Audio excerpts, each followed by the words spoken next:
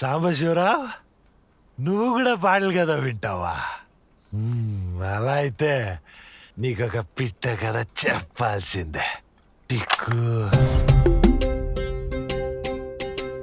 కథ చెబుతా అనకాపల్లి కథ చెబుతా.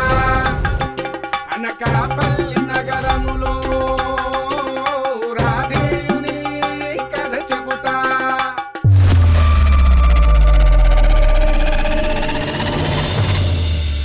అనకాపల్లిలో సిన్నడి కథ, ఆ తుంటరి కుర్రడి ప్రేమ కథ. ఏవెక్కువ దానికి పరుగులెట్టే సూర్యుడు కథ, ఆ కర్ణుని కథ.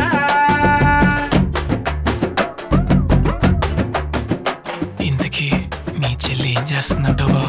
ఏ సురుకు సూర్యుడు వెంటబడిన సింగారి కథ, రామయ్యారి కథ, ఈ సిన్నడి ప్రేమ కథ. వర్కౌట్ అయిపోద్దా అండి? వర్కౌట్ అవుతుందండి. కాటుక చీకటి రాత్రిరంట, కౌరవ నీతికి రూపమంట, అసుర కథ, సుయోధనుని కథ.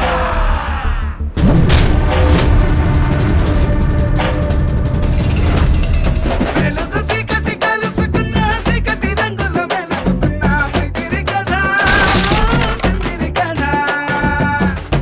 ఏం చేస్తావురా? మనకేమైనా కావాలనిపిస్తే భయపెట్టైనా దక్కించుకోవాలి. కలిసి ఉన్న చీకటి సూర్యుల యుద్ధం కదా, కౌరవ కర్ణుని పోరు కదా. ఈ పిట్ట కథలో గుట్ట ఎవడో తెలుసా? నీ కొడుకు సూర్య.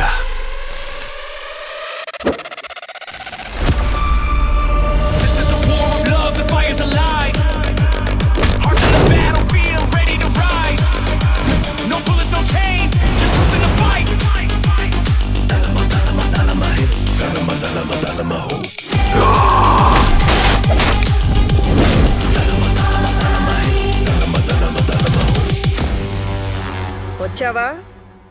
ఏంట్రా లేటు? కొంచెం లేట్ అయింది. రే, అదే కదరా అడుగుతున్నాను. రే,